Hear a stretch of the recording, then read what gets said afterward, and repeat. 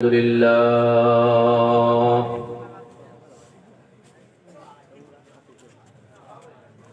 الحمد لله حمد الشاكرين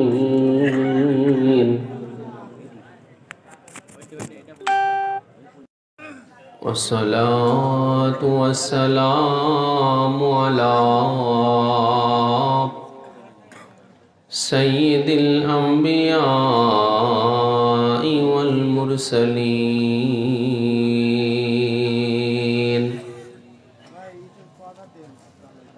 وعلى آله وأهل بيته الطيبين والطاهرين والمعصومين الأجمعين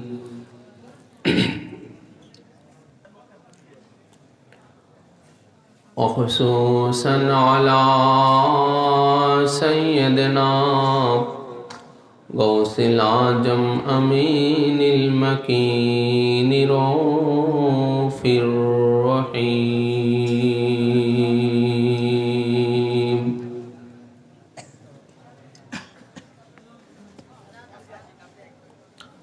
ثم السجدة التحية والتعظيم لسيدنا ومرشدنا وهادينا ورحمارنا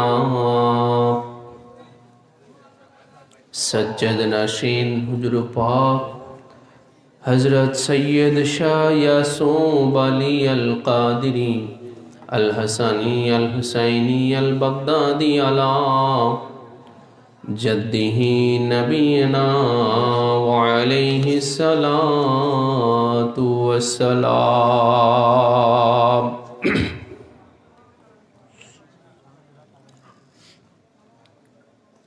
أعوذ بالله من الشيطان الرجيم بسم الله الرحمن الرحيم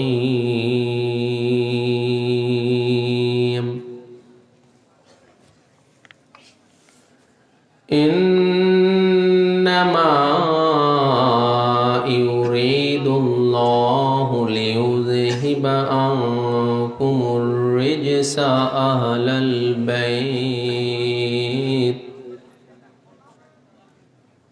أهل البيت ويطهركم تطهيرا صدق الله العلي العظيم وصدق رسوله النبي الحبيب الكريم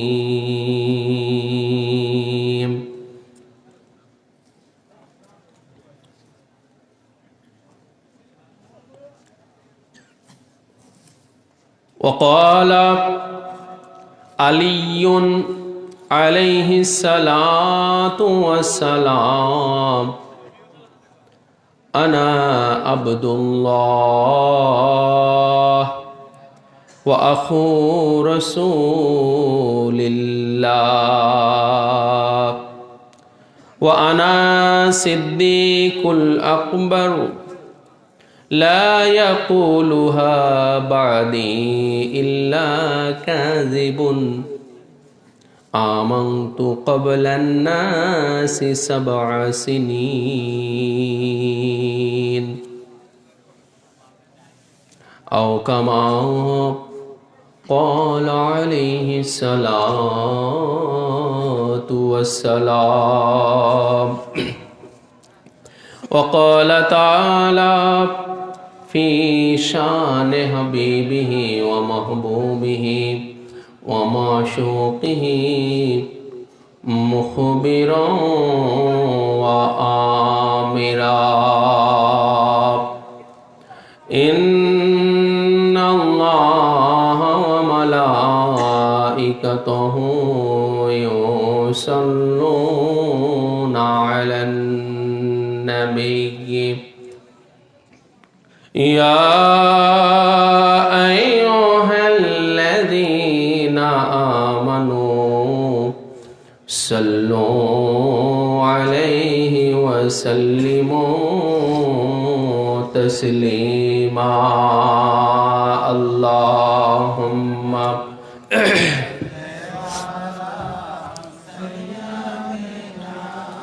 مولانا محمد وعلى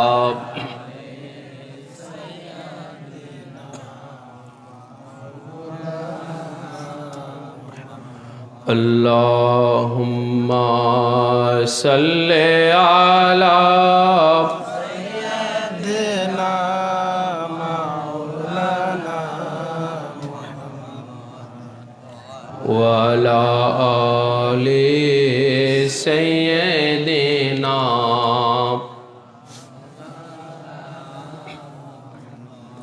मुअज्जज़ सामीन इकराम व हाज़रीन जाम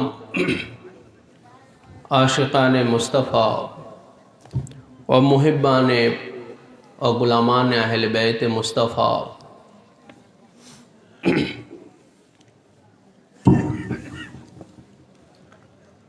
आज कुरीपाड़ा मस्जिदुल कादरियार पक्ष हते आयोजित बात्सरिक ওয়াজ মাহফিল আজিমুশান মহাপবিত্র এই ওয়াজ মাহফিলে আগত দূর দূরান্ত এবং অত্র এলাকা হতে সমবেত উলামায়ে কিরাম সামিন ইকরাম আমার প্রাণপ্রিয় পীর ভাই বোনেরা এবং সমস্ত হাজিরিন উপস্থিতি অডিয়েন্সে অবস্থানরত এবং পর্দার আড়ালে মা ও বোনেরা আপনাদের সকলের প্রতি জানাই আন্তরিক শুভেচ্ছা মুবারকবাদ এবং আসসালামু আলাইকুম ওয়া রাহমাতুল্লাহ। আজকে জানুয়ারি মাসের 15 তারিখ, যেটা রজব মাসের 3 তারিখের রজনীর মধ্যে পড়ে গেছে। রজব মাসের 3 তারিখের রাতের মধ্যে আমরা আছি। যে রজব মাসের শানে হাদিস শরীফের মধ্যে আসছে, রাসূল পাক সাল্লাল্লাহু আলাইহি ওয়া আলিহি ওয়াসাল্লাম ইরশাদ করেছেন, এই রজব মাসটা খাস করে আল্লাহ পাকের মাস। শাবান মাসটা আমার মাস, হুজুর পাক ইরশাদ ফরমালেন, এবং রমজানুল মুবারক এটা আমার উম্মতের মাস। এই রজব মাসের খুসুসিয়াত, স্পেশালিটি, বিশেষত্ব যখনই ফুটে ওঠে সেখানেই পাক পাঞ্জাতন আলাইহিসসালাতু ওয়াসসালামের শান ফুটে ওঠে। অর্থাৎ রজব মাসের বিশেষত্ব পাক পাঞ্জাতনের শান পাককে ঘিরে। সেটা আপনারা কিছু অনেকটাই শুনেছেন। সেটা হলো যে এই রজব মাসেরই পহেলা রজব, প্রথম তারিখটাই এমন এক শান, স্মরণীয় এবং বরণীয়, যে এই রজব মাসেরই 1 তারিখে পহেলা রজব মদিনাতুল মুনাওয়ারাতে মওলায়ে কায়নাত শেরে খোদা মওলা আলী মুশকিল কুশা এবং খাতুনে জান্নাত পাকে আথার মা ফাতেমাতুজ জাহরা সালামুল্লাহি আলাইহা পাক পাঞ্জাতনের দুইজন সদস্য আহলে বাইত পাকে আথার নবী পাক সাল্লাল্লাহু আলাইহি সাল্লামের খানদান পাক জিনাদের থেকে শুরু, তিনাদেরই শাদী মুবারক সংগঠিত হয়েছিল এই রজব মাসের 1 তারিখে। সুবহানাল্লাহ। মদিনা শরীফে এটা হাদিস শরীফের মধ্যে আসছে, কিতাবের মধ্যে আসছে, মওলায়ে কায়নাত পাক এবং খাতুনে জান্নাত পাকের শাদী মুবারকের শান এমন যে আল্লাহ পাকের আরশে মুআল্লাতে আর কোনো বান্দার, আল্লাহর কোনো বান্দার শাদী মুবারক আরশে মুআল্লাতে হয় নাই। কেবলমাত্র মাওলা আলী আলাইহিস সালাম এবং খাতুনে জান্নাত বাকে আতহারের শাদী মুবারক আল্লাহ পাক সর্বপ্রথম আরশে মুআল্লাতে সংগঠন করেছেন। সুবহানাল্লাহ। আপনাদের জানা ছিল কিনা আমি জানি না, যদি জানা না থেকে তো আজ থেকে জেনে নেবেন যে ওনাদের শাদী মুবারক সর্বপ্রথম আরশে মুআল্লাতে হয়েছে। কোথায়? আরশে মুআল্লাতে হয়েছে। আল্লাহ পাক ইনাদের শাদী মুবারকের আক্ত অর্থাৎ গিফট সর্বপ্রথম আরশে মুআল্লাতে দিয়েছেন। এরপরে জমিনে মদিনা শরীফে রসুল পাক সাল্লাল্লাহু তাআলা আলাইহি ওয়া সাল্লামের পৃষ্ঠপোষকতায় হুজুরের তত্ত্বাবধানে মদিনা শরীফে ওনাদের শাদী মুবারক সম্পন্ন হলো। তো এটা তো একটা আলিশান ব্যাপার যে ওনাদের শাদী মুবারক সঙ্গ আরশে মুআল্লাতে হলো, ঠিক কিনা বলেন? মওলা পাক হুজুর কিবলা ও কাবা তিনার দেওয়ানে হযরতে জামালে পাকের মধ্যেও ঠিক এভাবেই তিনি উল্লেখ করেছেন। अर्शे पर बांधा खुदा ने आप का देनी का, कैसे शौहर शाह मर्दा वाह खैरुन्निसा, कैसे शौहर शाह मर्दा वाह खैरुन्निसा। দেওয়ান হযরত জামালে পাকের মধ্যে মওলা পাক এভাবে ইরশাদ ফরমালেন যে আরশে पर बांधा खुदा ने आपे का उक़दे निकाह, হে খাতুনে জান্নাত পাকে আতহার, আপনার শাদী মুবারকের উক্ত অর্থাৎ গিফট স্বয়ং খুদাবান কুদ্দুস মাওলা তাআলা আরশে মুআল্লাতে দিয়ে দিলেন। কেইসে শাওহার, কেমন স্বামী, কেইসে শাওহার কেমন স্বামী, শাহে মারদা যিনি তামাম পুরুষদের বাদশাহ। শাহে মার্দ, মার্দ মানে হচ্ছে পুরুষ, যিনি তামাম পুরুষদের বাদশাহ, তিনারই সাথে শাদী মুবারকের গিফট দিয়ে দিলেন আল্লাহ পাক আরশে মুআল্লাতে। আর সেটা ছিল এই রজব মাসের 1 তারিখ। কয় তারিখ বলেন? এই রজব মাসেরই 1 তারিখ। অতঃপর এই পহেলা রজবে আমার আপনার নবী, তামাম নবীকুলের নবী জনাবে মুহাম্মদুর রাসূলুল্লাহ সাল্লাল্লাহু আলাইহি ওয়া আলিহি ওয়াসাল্লাম পাকে নূর মুবারক ওনার আব্বাজানের ললাট মুবারক হতে আম্মাজানের বাতনে আতাহারে স্থানান্তরিত হয়েছিল এই পহেলা রজবে। জেনে রাখবেন এই তারিখগুলো, এই ঘটনাগুলো সবসময় খেয়াল রাখবেন ভাই। এই তারিখগুলো আর এই ঘটনাগুলো সবসময় খেয়াল রাখবেন। পাক পাঞ্জাতনের সাথে সম্পৃক্ত যে তারিখগুলো আছে, যে ঘটনাগুলো আছে, এগুলো স্মরণে রাখবেন।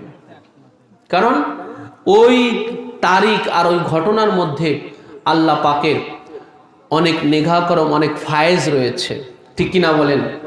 অনেক ফায়েজ নিহিত আছে সেগুলোর মধ্যে। তো রসুল পাক সাল্লাল্লাহু আলাইহি সাল্লাম পাকের আব্বাজান হযরত খাজা আব্দুল্লাহ আলাইহিস সালাম এবং ওনার আম্মাজান হযরত মা আমেনা সালামুল্লাহি আলাইহা, ওনাদের শাদী মুবারকের পরে যখন প্রথম বাসর যাপন হলো, সেই তারিখটা ছিল এই পহেলা রজব। মক্কা শরীফের অদূরেই ওনার নানা জানের গৃহে এই পহেলা রজবে ওনাদের বাসর যাপন হয়েছিল, যেখানে খাজা আব্দুল্লাহ আলাইহিস সালামের ললাটে নূরে মুহাম্মাদি যখন চমকাইতেছিল। এই যে দেখেন এই ঘটনাটা, এই তারিখটা আর এই ঘটনাটা যখন আমার আপনার খেয়ালে থাকবে, যখন আমার আপনার খেয়ালে থাকবে, তখন নবী পাক সাল্লাল্লাহু আলাইহি ওয়া সাল্লাম পাকের সৃষ্টির রহস্য আমার আপনার ধ্যান খেয়ালে থাকবে, যে হুজুরের সৃষ্টি রহস্যটা কি, দুনিয়াতে প্রকাশ হওয়ার সেই রহস্যটা কি ছিল। সেই হুজুরের এই দুনিয়াতে প্রকাশিত হওয়ার যেই রহস্য, এটা যদি আমার আপনার সঠিকভাবে জানা থাকে, তাহলে কখনোই আমাকে আপনাকে ভাই ওই ঈমান বিধ্বংসী ওহাবি ফিতনার ওই মতবাদ আমাকে আপনাকে গ্রাস করতে পারবে না। ঠিক কিনা বলেন? যে আমাদের নবীকে যে ওহাবি মতবাদে বলা হয়েছে, ওহাবি মতবাদে যে আমার আপনার নবীকে মাটির নবী বলা হয়েছে, চিৎকার দিয়ে বলুন নাউজুবিল্লাহি মিন জালিক। ওহাবিজমে ওহাবি মতবাদে নবী পাককে যে মাটি বলে খেতাব করা হয়েছে, নবী পাককে সাধারণ বলে খেতাব করা হয়েছে, এই যে ঈমান বিধ্বংসী মতবাদগুলো, এগুলো আমাকে আপনাকে কখনোই গ্রাস করতে পারবে না। ওদের ওই ফিতনার জালে আমাকে আপনাকে ফাঁসাতে পারবে না।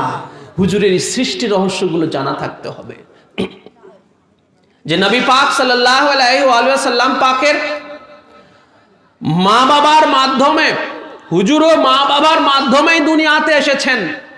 আমি আপনি ঠিক যেইভাবে মা বাবাকে কেন্দ্র করে, মা বাবার ওসিলায়, মা বাবার মাধ্যমে যেমন দুনিয়াতে আমি আপনি এই দুনিয়াতে প্রকাশিত হয়েছি, দুনিয়ার অস্তিত্ব লাভ করেছি, নবী পাক সাল্লাল্লাহু আলাইহি ওয়া সাল্লাম তিনিও মা বাবার মাধ্যমে এই দুনিয়াতে অস্তিত্ব লাভ করেছেন, প্রকাশিত হয়েছেন।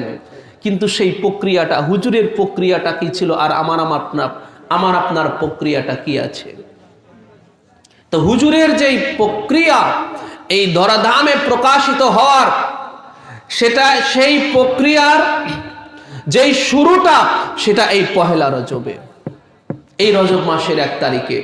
আর সেটা যে নবী পাকের আব্বা জান এবং আম্মা জান যখন ওনাদের প্রথম বাসর যাপন হলো, সেই নূরে মুহাম্মাদি হযরতে খাজা আব্দুল্লাহ আলাইহিস সালামের ললাট মুবারকে যখন চমকাইতেছিল, চমকানো বোঝেন? এই যে আলো চমকায় না, বিদ্যুৎ দেখেন না চমকায়, বিদ্যুৎ কি করে? ওই যে মেঘের সাথে যখন মেঘের ঘর্ষণ হয়, বিদ্যুৎ চমকানি দেখি আমরা, ঠিক কিনা বলেন? বিদ্যুৎ চমকায়। তো ওই রকম নূরে মুহাম্মাদি খাজা আব্দুল্লাহ আলাইহিস সালামের ললাট মুবারকে চমকাচ্ছিল। যেই নূর মুবারকের চমকানি দেখে মা আমেনা আলাইহিস সালাম মাতোয়ারা হয়ে গিয়েছিলেন, উনি আকৃষ্ট হয়ে গিয়েছিলেন। তিনি সেই নূর মুবারকের প্রতি আকৃষ্ট হয়ে মাতোয়ারা হয়ে খাজা আব্দুল্লাহ আলাইহিস সালামের এই কপাল মুবারকে, ললাট মুবারকে যখন চুম্বন করলেন, ওই নূর মুবারকের উপরে যখন চুম্বন করলেন, সাথে সাথে সেই নূর মুবারক ওনার ললাট মুবারক থেকে মা আমেনা আলাইহিস সালামের বাতনে আতহারে পৌঁছে গেল। সুবহানাল্লাহ। এই যে দেখেন ভাই, আমাদের নবী পাকের কি সৃষ্টি রহস্য, দুনিয়াতে প্রকাশিত হওয়ার কি রহস্য, এই প্রক্রিয়াগুলো আমাদের জানা থাকতে হবে। এটাই হলো হুজুরের হাকিকত, হুজুরের প্রকৃত অবস্থা হলো এইগুলো জেনে রাখবেন। তাহলে কখনো এই হুজুরের এই হাকিকত গুলো ভাই যখন আমার আপনার মাইন্ড সেট আপ থাকবে, আমার আপনার ধ্যানে খেয়ালে যখন সেভ হয়ে থাকবে, কখনোই ওই ঈমান বিধ্বংসী ওই ফিতনাগুলো আমাকে আপনাকে পাকড়াও করতে পারবে না, পাকড়াও করতে পারবে না। যেই নূর মুবারক 9 মাস আম্মা জান মা আমেনা আলাইহিস সালামের বাতনে আতহারে অবস্থান করলো, যেই 9 মাস ব্যাপী মা আমেনা আলাইহিস সালাম উনি সেই নূর মুবারক ওনার বাতনে আতহারে, ওনার উদর মুবারকে, অথচ তিনি সেই নূর মুবারক দেখতে পাইতেন। সুবহানাল্লাহ। রাসূল পাক সাল্লাল্লাহু আলাইহি ওয়াসাল্লাম হাদিস শরীফের মধ্যে ইরশাদ করেছেন যে আমি হলাম সেই নূর, যেই নূর আমার আম্মা জান উনি ওনার বাতনে আতহারে দেখেছেন। তো এই যে হুজুরের সৃষ্টি রহস্য, তো এইগুলো ভাই, যে হুজুর আসলে হচ্ছেন নূর। হুজুর হাকিকাতান কি বলেন? হুজুর হচ্ছে হাকিকাতান নূর। তো এই রজব মাসের এই পহেলা রজব 1 তারিখ আসলেই আমাদের ওই ওই ঘটনাটা, ওই প্রক্রিয়াটা আমাদের খেয়ালে চলে আসে যে এই সেই পহেলা রজব, যেই দিনে নবী পাকের নূর মুবারক আব্বাজানের ললাট মুবারক থেকে আম্মাজানের উদর মুবারকে স্থানান্তরিত হয়েছিলেন। সেই নূর মুবারকই 9 মাস আম্মাজানের বাতনা আথারে অবস্থান করেছিলেন। হুজুর নূর, মায়ের পেটে নূর ছিলেন বলে আম্মাজানের সেই উদর মুবারক 9 মাসই সুস্থ স্বাভাবিক ছিল, অস্বাভাবিক হয় নাই। যেটা আমার আপনার ক্ষেত্রে, আমার আপনার গর্ভধারিণী মায়ের ক্ষেত্রে হয়ে থাকে, ঠিক কিনা বলেন? পেট অস্বাভাবিক হয়ে যায়। কিন্তু মা আমেনা আলাইহিস সালাতু ওয়াস সালাম তিনি যে গর্ভে সন্তান ধারণ করেছেন এর কোনো আলামতই উনার দেহ মুবারকে ছিল না। কেন? যে নূর অবস্থান করতেছে। কি বলেন? শুধু নূর অবস্থান করতেছে, কোনো অস্বাভাবিক হয় নাই, কিছুই হয় নাই। সে বিশাল এক সৃষ্টি রহস্য, সেদিকে যাচ্ছি না, শুধু এটুকুই আপনাদেরকে সংক্ষেপে স্মরণ করিয়ে দিলাম যে পহেলা রজবের সেই রহস্যটা কি, সেটাই আপনাদের শুধু একটু স্মরণ করিয়ে দিয়ে গেলাম। এই রজব মাসেরই সামনে আসতেছে 13 তারিখ, 13ই রজব। যেই 13ই রজবে পাক পাঞ্জাতনের দ্বিতীয় সদস্য মাওলায়ে কায়নাত শেরে খোদা মাওলা আলী মুশকিল কুশা খোদ কাবা ঘরের মধ্যে জন্মগ্রহণ করেছেন। সুবহানাল্লাহ। কোথায় বলেন? কাবা ঘরের মধ্যে জন্মগ্রহণ করেছেন। এবং এই রজব মাসেরই একদম সেই 27 তারিখ দেবগত রাত, যেই রাত্রিতে আমাদের নবী, তামাম নবীকুলের নবী জনাবে মুহাম্মদুর রাসূলুল্লাহ সাল্লাল্লাহু তাআলা আলাইহি ওয়া আলিহি ওয়াসাল্লাম এই দুলোক ভুলোক ছেড়ে, এই জমিন ছেড়ে, 7 তবক আসমান ছেড়ে 70 হাত সিদরাতুল মুনতাহা অতিক্রম করে 70,000 নূরের পর্দা ভেদ করে আরশে মুআল্লা পর্যন্ত জুতা মুবারক সহ আমার আপনার নবী আরশে মুআল্লাতে কদম মুবারক রেখেছিলেন।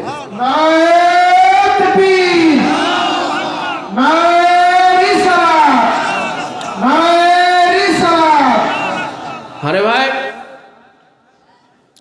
নবী তো সবাই আছেন, রসুল তো অনেকে আছেন, আর কোন রসুলের আরশে মুআল্লাতে মেরাজ হয়েছে? এটা জবাব দিবেন মেহেরবানি করে। আপনারা শুনেছেন আর কোন নবীর মেরাজ হয়েছে? আর কোন রসুলের? আরো তো 313 জন রসুল ছিলেন, আরো 313 জন রসুল ছিলেন। কোন রসুলের আরশে মুআল্লাতে মেরাজ হয়েছে? কেন হলো না? সমস্যাটা কি? ওনারাও তো নবী ছিলেন, ওনাদের উপরে তো আসমানি কিতাব নাজিল হয়েছে। অন্যান্য নবীদের কথা, আরো তো 3 জন শ্রেষ্ঠ, আমরা বলি যে আসমানি কিতাব শ্রেষ্ঠ 4খানা, আসমানি কিতাব শ্রেষ্ঠ 4খানা, 1খানা আমাদের নবী পাকের উপরে নাজিল হয়েছে কোরআনুল কারীম। আরো তো শ্রেষ্ঠ 3খানা আছে। তাওরাত নাজিল হয়েছে মুসা আলাইহিস সালামের উপরে।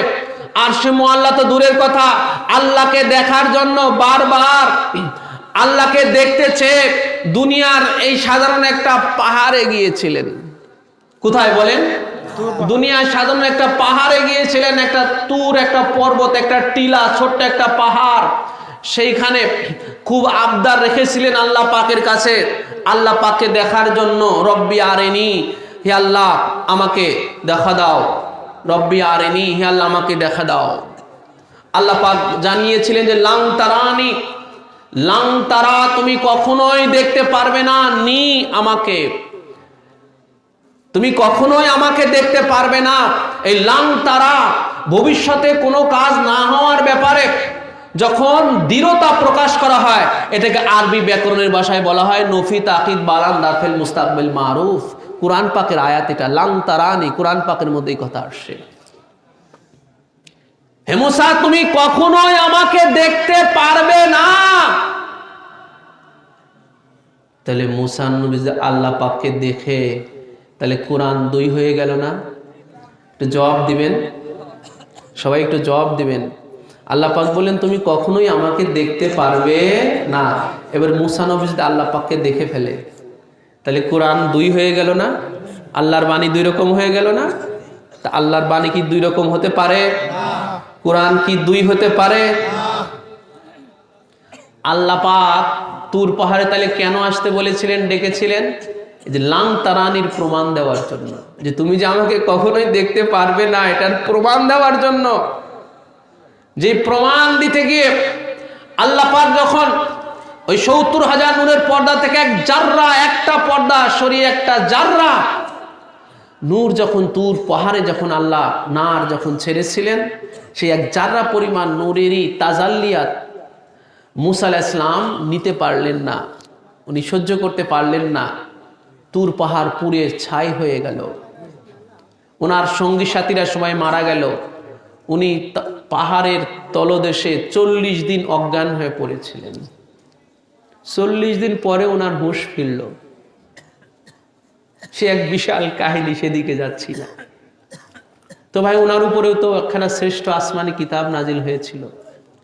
আর সে মোয়াল্লা তো দূরের কথা, দুনিয়াতেই আল্লাহ পাককে দেখা ওনার পক্ষে সম্ভব হয় নাই। জাব্বুর নাজিল হয়েছে হযরতে দাউদ আলাইহিস সালামের উপরে। তিনারও ওই আপনার আরশে মুআল্লাতে মিরাজ সংগঠিত হয় নাই। ইনজিল নাজিল হয়েছে হযরতে ঈসা আলাইহিস সালামের উপরে। তিনারও কিন্তু আরশে মুআল্লাতে আল্লাহর মিরাজ সংগঠিত হয় নাই। কেবলমাত্র শুধু আমাদের নবী পাকেরই হলো আরশে মুআল্লাতে মিরাজ। তাহলে এখানে কিছু বুঝবার আছে কি নাই? বলেন, বুঝবার আছে কি নাই? এই জায়গাতে হাজারো কথা আছে।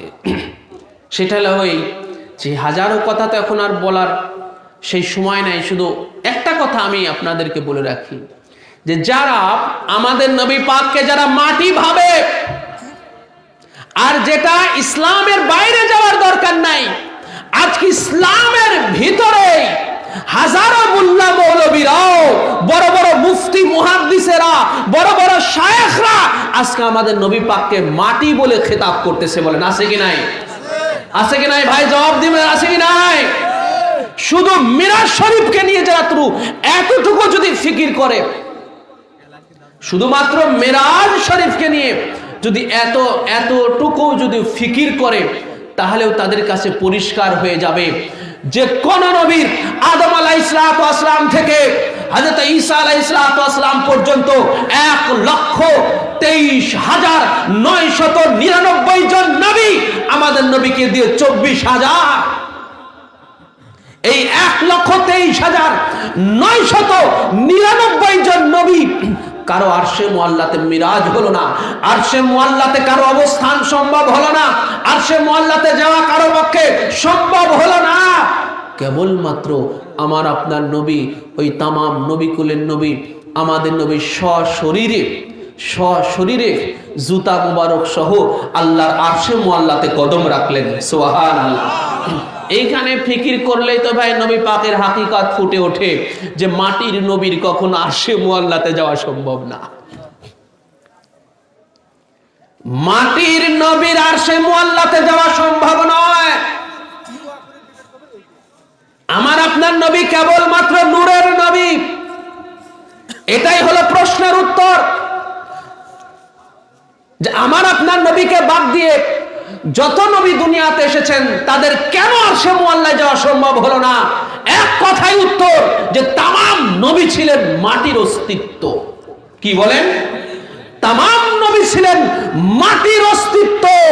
মাটির অস্তিত্বধারী নবীদের আরশে মুআল্লাতে যাওয়া কখনোই সম্ভব নয়, সম্ভব নয়।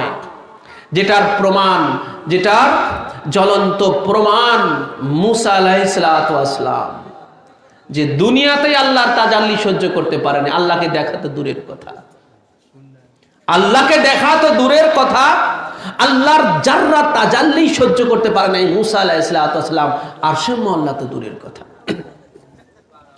আমার আপনার নবীর একটা পশম পড়েছে ভাই, একটু জবাব দেন না।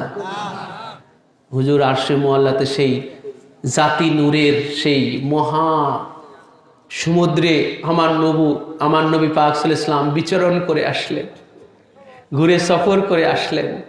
আমার আপনার নবী একটা পশম মোবারক পরেছে? বলেন পুড়েছে? কেন? বলে ওখানে যে নূর আছে আমার আপনার নবী তো সেই নূরই, ওখানে আল্লাহর জাতি নূর। এই যে সিদরাতুল মুনতাহার পরে থেকেই আল্লাহর জাতি নূরের জগৎ। জিবরাইল আলাইহিস সালাম তিনিও নূর। তিনি কি বলেন? সমস্ত মোল্লাদের মৌলবীদের কাছে জিজ্ঞাসা করেন জিবরাইল আলাইহিস সালাম কিসের তৈরি? সবাই চটচট করে বদলে কেন নূরের তৈরি। যেই মোল্লা মৌলবীরা আমাদের নবী পাককে মাটি বলে ভাই, সেই মোল্লাদের কাছে জিজ্ঞাসা করেন যে জিবরাইল আলাইহিস সালাম কিসের তৈরি আছে? বলে কেন জিবরাইল নূরের তৈরি আছে। অথচ দেখেন জিবরাইল নূরের তৈরি হওয়ার পরেও সিদরাতুল মুনতাহার উপরে আর যেতে পারলো না। তো যেখানে নূরের ফেরেশতা যেতে পারে না সেখানে মাটির নবী যায় কি করে? এগুলো চিন্তা করলেই তো পরিষ্কার সত্যটা ফুটে ওঠে, ঠিক কিনা বলে?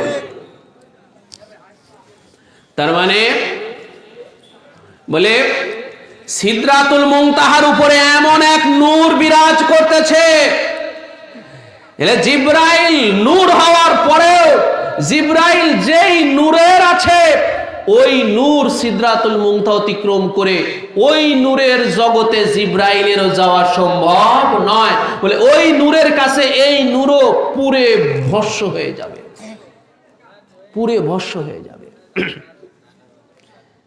আমার নবী পাক কেন যেতে পারলেন? কারণ ওই যে নূরের জগৎ, আল্লাহর জাতি নূরের জগৎ, সুবহানাল্লাহ। ওখানে হচ্ছে আল্লাহ পাকের জাতি নূরের জগৎ ওইটা। ওইখানে আমার নবী পাক এই জন্যই যেতে পারলেন যে তিনি ওই নূরেরই জাত, সুবহানাল্লাহ। আমার নবী পাক ওই নূরেরই জাত, যার কারণে আমার আপনার নবীর একটা পশমও পড়ে নাই। সুম্মা দানা ফাতাদাল্লা ফাকাবা কাউসাইনি আও আদনা। আল্লাহ রাব্বুল আলামিন আরশে মুআল্লাতে ৭০,০০০ নূরের পর্দা হতে একটা পর্দা একটু সরিয়ে জাররা থেকে জাররা নূর মুসা নবী দুনিয়াতেই সহ্য করতে পারলেন না। আমার আপনার নবী এই জমিন ছেড়ে, সাত তবক আসমান ছেড়ে, সিদরাতুল মুনতাহা অতিক্রম করে ৭০,০০০ নূরের পর্দা ভেদ করে আরশে মুআল্লাতে আল্লাহর সাথে মহামিলন। সুম্মা দানা ফাতাদাল্লা। আল্লাহ এবং আল্লাহর হাবিব এত নিকটবর্তী হলেন, এত নিকটবর্তী হয়ে গেলেন, আমার আল্লাহ পাক উদাহরণ দিয়ে বোঝান, ফাকাবা কাউসাইনি আও আদনা। আশিক আর মাশুক, সুবহানাল্লাহ। আশিক কে? আল্লাহ। বলেন না, আশিক কে? আল্লাহ। মাশুক রাসূল। ভাবা যায়? কখনো ভেবেছেন একটু? আল্লাহ আশিক আর আমার আপনার নবী মাশুক, এই কথাটা কখনো ভেবেছেন? আল্লাহ একটা জায়গাতেই আশিক, জেনে রাখবেন, আল্লাহ ওই একটা জায়গাতেই শুধু আশিক, সেটা হচ্ছে মুহাম্মদ আর আলে মুহাম্মদ, সুবহানাল্লাহ। আল্লাহ পাক এই জায়গাটাতেই আশিক, আর আল্লাহর কোনো জায়গায় আশিক না, সব জায়গাতে আল্লাহ এবারে মাশুক, সব জায়গাতে এবারে আল্লাহ মাশুক। তামাম নবী আশিক, আল্লাহ হলেন মাশুক। তামাম রসুল আশিক, আল্লাহ হলেন মাশুক। তামাম নবী আল্লাহকে চায়, তামাম রসুল আল্লাহকে চায়। এই জন্য তামাম নবী আশিক, তামাম রসুল আশিক, তামাম মানব জাতি হলো আশিক, আল্লাহকে চায়, আল্লাহ হলো মাশুক। আর আল্লাহ আল্লাহর রসুল, আল্লাহ আল্লাহর হাবিবের যখন মুআমেলা, আমার আল্লাহ স্বয়ং আশিক হইয়া আমার নবী হইয়া গেলেন মাশুক। এগুলো ফিকিরের ব্যাপার না, বলেন? এগুলো তো ফিকির করার ব্যাপার, চিন্তা করার ব্যাপার। এগুলো আশিক মাশুকের আজকে মহামিলন আরশে মুআল্লাতে। কোথায় হয়? ফাকাবা কৌসাইনে আও আদনা। দুইটা ধনুকের ন্যায়, অথবা এই যে দুইটা ভুরু, চোখের উপরে দুইটা ভুরু, এই দুইটা ভুরু কতটুকু দূরত্ব? অনেক দূরত্ব? দুইটা ভুরু অনেক দূরত্ব? এই দুই ভুরুকেও কৌসাইন বলা হয়। ধনুকের দুই মাথাকে কৌসাইন বলা হয়। কৌসাইনের অনেক ব্যাখ্যা। আল্লাহ পাক বলেছেন আও আদনা, এমনকি আরো অতি নিকটবর্তী। আদনা এটা ইসমে তাফজিলের সিগা। ইসমে তাফজিল বলা হয় আরবি ব্যাকরণের ভাষায়, কোনো কিছুর আধিক্য বোঝানো। আদনা মানে আরো অতি নিকটবর্তী হয়ে গেলেন আল্লাহ এবং আল্লাহ রসুল, মহামিলন হয়ে গেল, একাকার হয়ে গেল। মুসা আলাইহিস সালাম এত দূর হতে সহ্য করতে পারে না, আর আমার আপনার নবী এত মানে দুইজন আলিঙ্গন করতে গেলে যে দৃশ্যটা হয় ওটাকেও কৌসাইন বলা হয়। এই যে কৌসাইন যে বলেছেন আল্লাহ পাক সূরা নজমের মধ্যে, এখানে কৌসাইন দুইজন কোলাকুলি করতে গেলে যে দৃশ্যটা হয় ওটাকেও কৌসাইন বলা হয়। এই যে আলিঙ্গন, এই আলিঙ্গনের দৃশ্যটাকেও কৌসাইন বলা হয়। আল্লাহ রসুলের এই মহামিলন, এই আলিঙ্গন। আমার আপনার নবী জ্বলে গেছে ভাই? জবাব দেন না। পুড়ে গেছেন নাকি অক্ষত ছিলেন? কি করে থাকতে পারলেন? কারণ ওই একই নূর তো, আল্লাহর জাতি নূর। সুবহানাল্লাহ বলেন। আল্লাহর জাতি নূর মুবারক হতে তো নবী পাক জ্বলবে কি, পূর্ব কি? ওখানে যে নূর, হুজুর তো সেই নূরই। হুজুর তো তার আসলে ফিরে গেছেন। হুজুর আসলে তার মূলে ফিরে গেছেন। হুজুর মূলে ফিরে গিয়েছেন, আরশে মুআল্লাতে মূল পেয়ে গেছেন, আসল পেয়ে গেছেন। কেউ যখন তার আসল মূল সত্তায় ফিরে যান তখন সেইটার মধ্যে সে হারিয়ে যায়, বিলীন হয়ে যায়।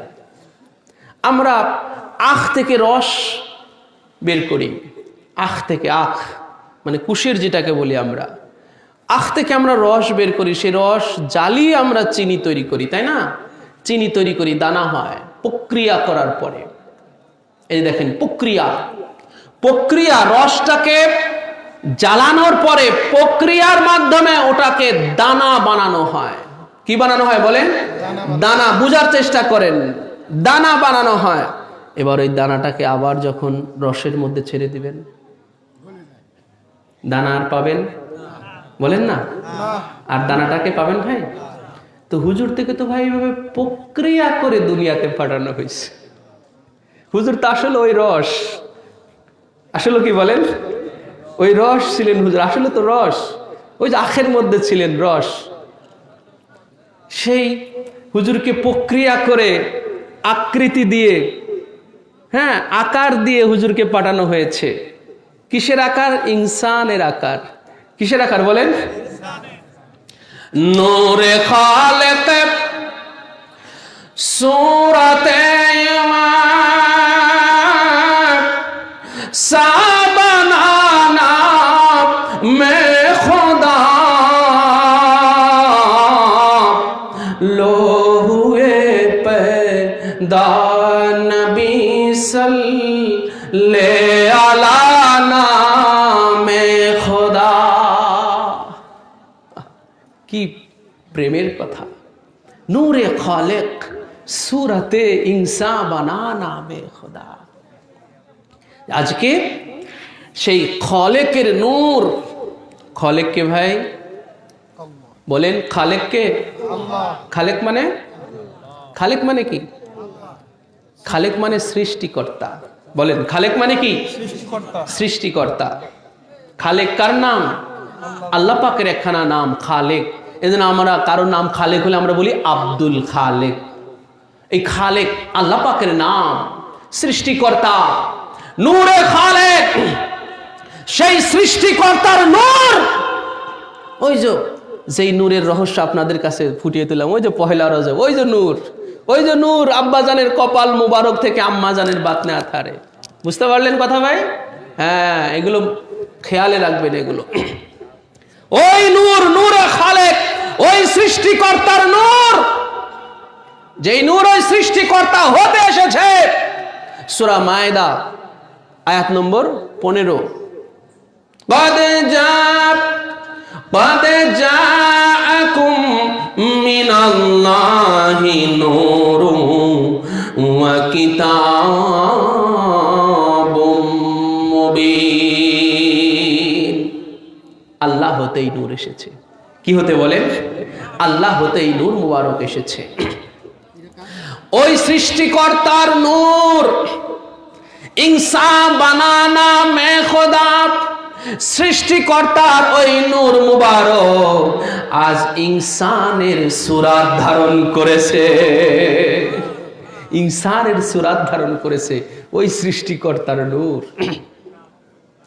তো ভাই, রাসূল পাক সাল্লাল্লাহু তাআলা আলাইহি ওয়া সাল্লাম মুবারকের এই যে হুজুরের এই যে মিরাজ শরীফ, এই মিরাজ শরীফ নিয়ে কেউ যদি এতটুকু চিন্তা করে, তার কাছে স্পষ্ট পরিষ্কার হয়ে যাবে যে আমার আপনার নবী হলো নূরের নবী। সুবহানাল্লাহ।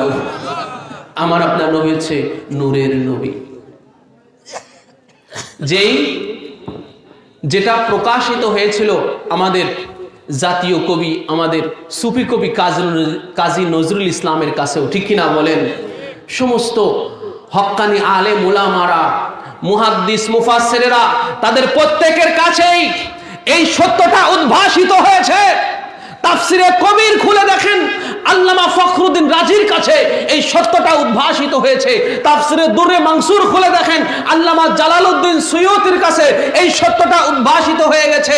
এরকম জগৎ বিখ্যাত যত তাফসির গ্রন্থ আছে, সমস্ত তাফসির গ্রন্থগুলো খুলে দেখেন যে সমস্ত মুফাসসিরদের কাছে এই সত্যটা উদ্ভাসিত হয়েছে যে আল্লাহ হতে, সূরা মায়েদার ওই 15 নম্বর আয়াতে পাকের মধ্যে আল্লাহ হতে যেই নূর মুবারক এই জমিনের বুকে এসেছে, এই নূর মুবারক হলো আমার আপনার নবী পাকের নূর মুবারক। বলুন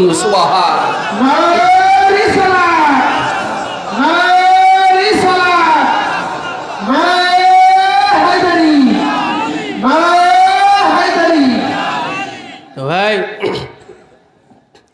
এই মিরাজ শরীফের হাকিকতই হলো এটা। আল্লাহ পাক এই জমিনের বুকে একটা চরম একটা দৃষ্টান্ত রাখার জন্য, নবী পাকের হাকিকত বুঝার জন্য, নবী পাকের হাকিকত বুঝতে হবে মিরাজ থেকে, যে নবী পাক আসলে কি করে আরশে মুআল্লাতে যেতে পারলেন।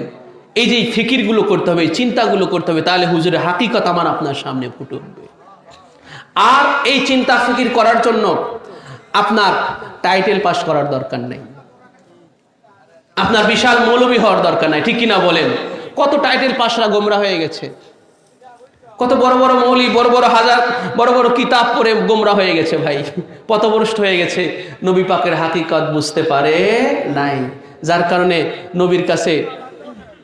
নবীকে তাদের কাছে ওই তাদের মতোই মনে হয়।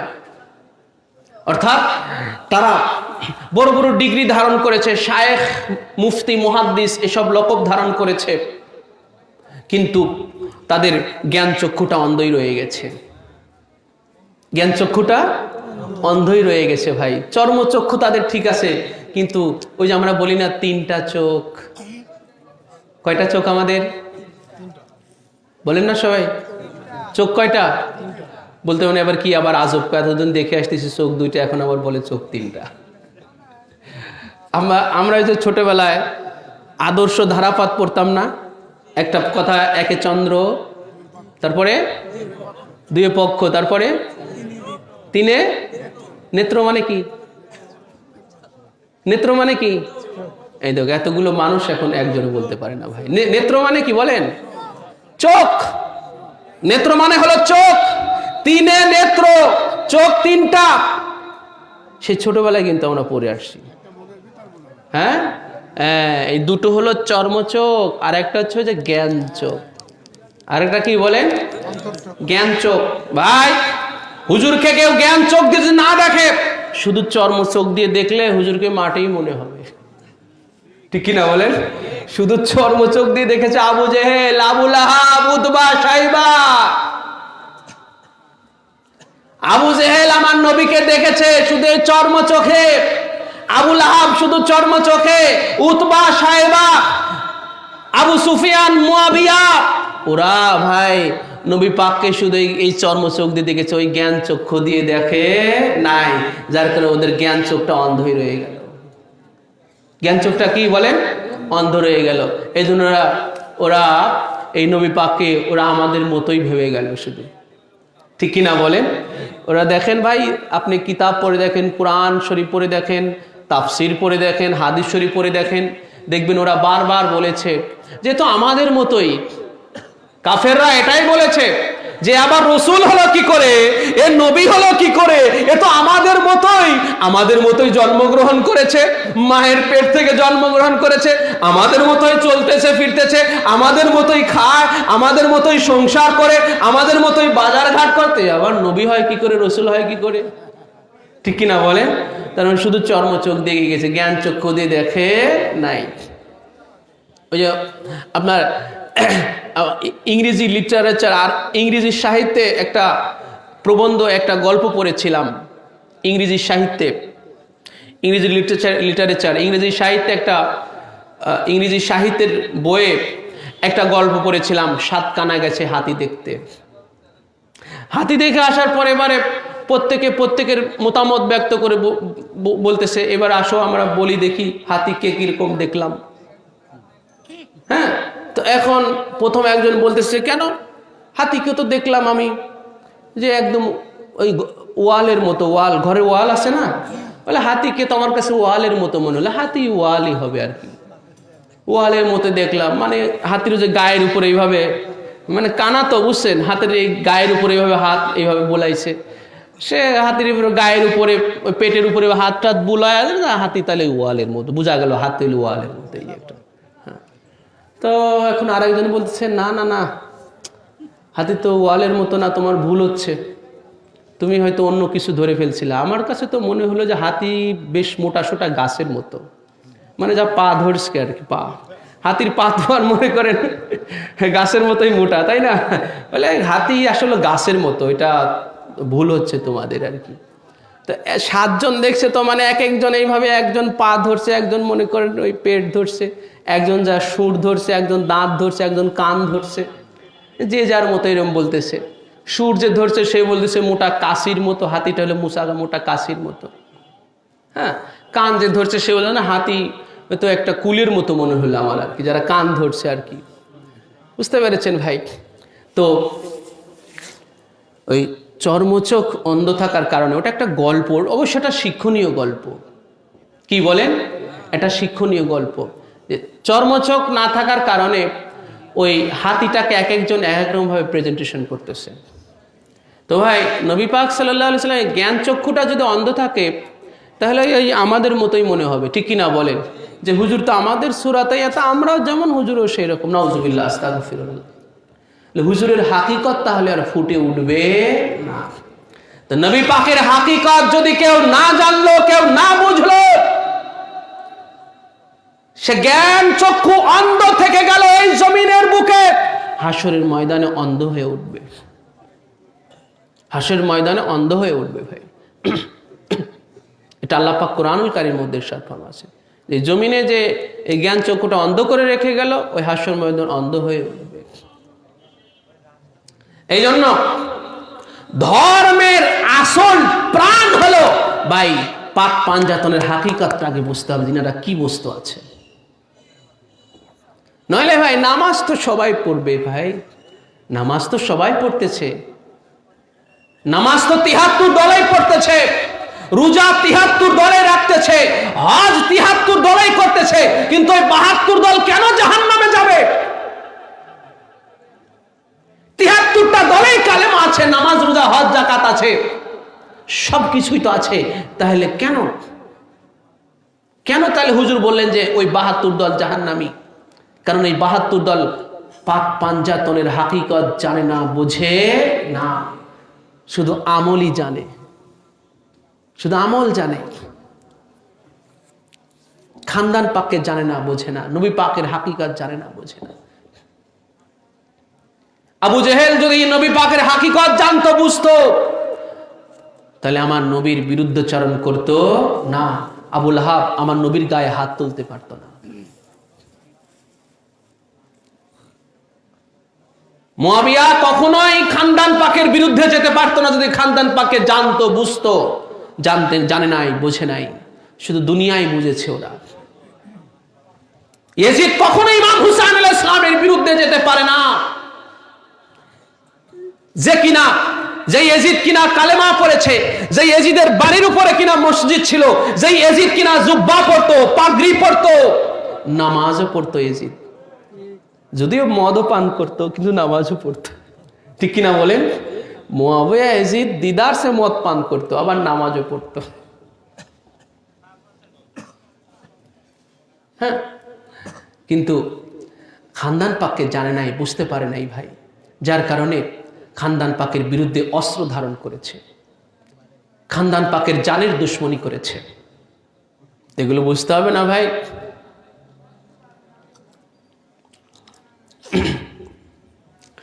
এই জন্যই হাকিকত আগে যা, এই ধর্মের প্রাণই হলো এটা ভাই, ধর্মের প্রাণই হলো এটা। মুহাম্মদ জানে আলো মস্ত জামি ওয়া হুসাইন ইবনে আলী জানে মুহাম্মদ। तमाम कुल कायनातेर जान हलो मुहम्मदुर रसूलुल्लाह सल्लल्लाहु अलैहि वसल्लम।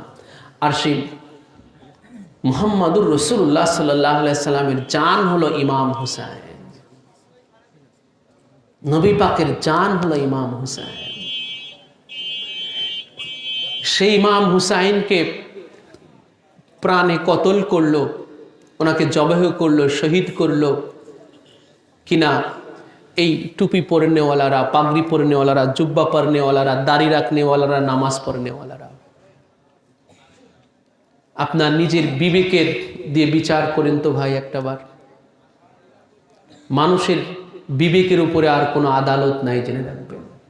যত বড় হাইকোর্ট বলেন, সুপ্রিম কোর্ট বলেন, মানুষের বিবেকের উপরে আর কোনো আদালত নাই। সেই নিজের বিবেকের আদালতে বিচার করেন ইমাম হুসাইনকে কি করে টুপি পরনেওয়ালারা, পাগড়ি পরনেওয়ালারা, দাড়ি রাখনেওয়ালারা, নামাজ পড়নেওয়ালারা কি করে ওনাকে কারবালায় শহীদ করতে পারল।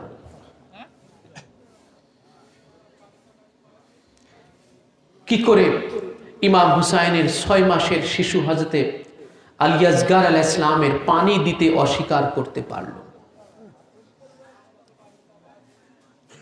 একটা নদীর পানি, ফুরাত নদীর পানি কি করে যেই মৌলা হুসাইন হযরত আলী আসগর আলাইহিস সালামকে কোলের উপরে করে, একজন পিতা তার 6 মাসের দুগ্ধপোষ্য শিশুকে কোলের উপরে করে নিয়ে একটা নদীর পাড়ে গিয়ে পানি চেয়েছিল। এই দৃশ্যটাকে আপনাদের জানা আছে ভাই কারো? অথচ সেই নদীর পানি দিতে অস্বীকার করা হয়েছিল। এবং এখানেই শেষ নয়, যেই পিতার কোলে সেই শিশুটাকে পানির বদলে বিষাক্ত তীর মেরে শহীদ করে দেওয়া হয়েছিল। কি করে করতে পারলো ভাই এগুলো? কারণ ওরা খানদান পাককে জানে নাই, খানদান পাককে বুঝতে পারে নাই ওরা, যে খানদান পাক কি জিনিস, কি বস্তু। অথচ আল্লাহ পাক কিন্তু দেখেন এনাদেরকে, এই খানদান পাককে আল্লাহ পাক শুরুতেই বুঝিয়ে দিয়েছেন যে জমিনবাসীরা দেখে নাও যে আমার নবীর খানদান পাক কি, আমার নবীর আহলে বায়ত এনারা কি বস্তু, দেখে নাও, তোমরা বুঝে নাও। এগুলো তো ভাই কোরআন হাদিস পড়ার জন্য তো খানদান পাককে বুঝতে হলে কোরআন হাদিসের মধ্যে ভরপুর, কোরআন ও হাদিস পাকের মধ্যে খানদান পাকের শানে ভরপুর। কিন্তু আল্লাহ পাক এর বাইরেও প্র্যাকটিক্যালে আল্লাহ পাক দৃষ্টান্ত পেশ করেছেন খানদান পাককে জানার জন্য, বোঝার জন্য, যে কেউ যদি কোরআন রিসার্চ করতে নাও পারে, কোরআন থেকে এই খানদান পাকের শান যদি কেউ আবিষ্কার করতে নাও পারে, যে কোরআন রিসার্চ করতে পারে না, জানতে পারে না, বুঝতে পারে না, পড়তে পারে না।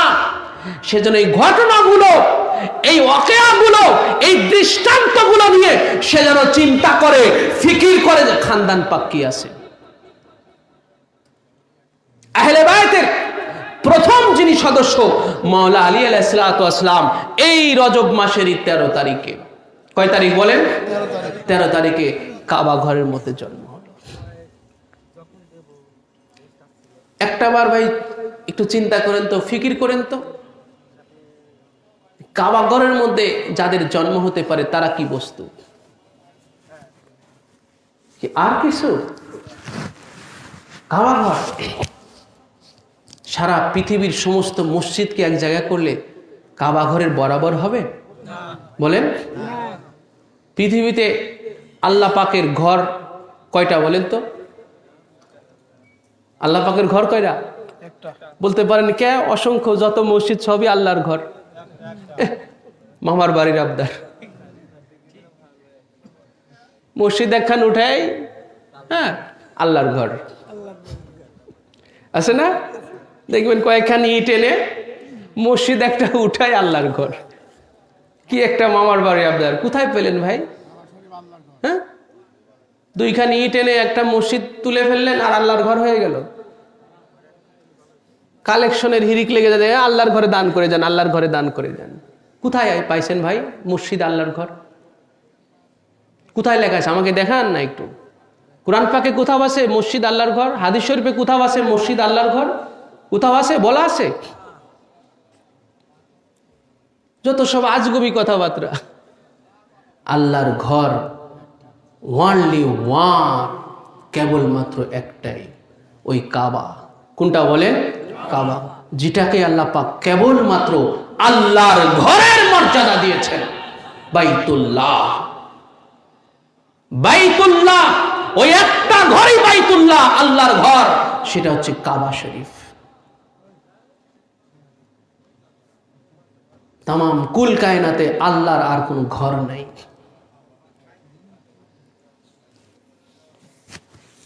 সারা মসজিদ যেই কাবা ঘরের দিকে মুখ করে আছে, সারা পৃথিবীর দুনিয়ার সমস্ত মসজিদগুলো, ঠিক কিনা বলেন? যার দিকে মুখ না ফিরালে আমার আপনার নামাজ হয়। সেই আল্লাহর ঘরের মধ্যে, কার ঘরে বলেন? আল্লাহর ঘরে আমার আপনার জন্ম হয়। কার ঘরে বলেন? আমার আপনার জন্ম হয় কোথায়? বাপের ঘরে, মানে মানুষের ঘরে। আমার আপনার বাপ তো মানুষ নাকি? মানে সৃষ্টির ঘরে। আর মৌলা আলীর জন্ম হয়েছে স্বয়ং স্রষ্টার ঘরে। ঠিক কিনা বলেন? স্বয়ং স্রষ্টার ঘরে, আল্লাহর ঘরে মৌলা আলীর জন্ম।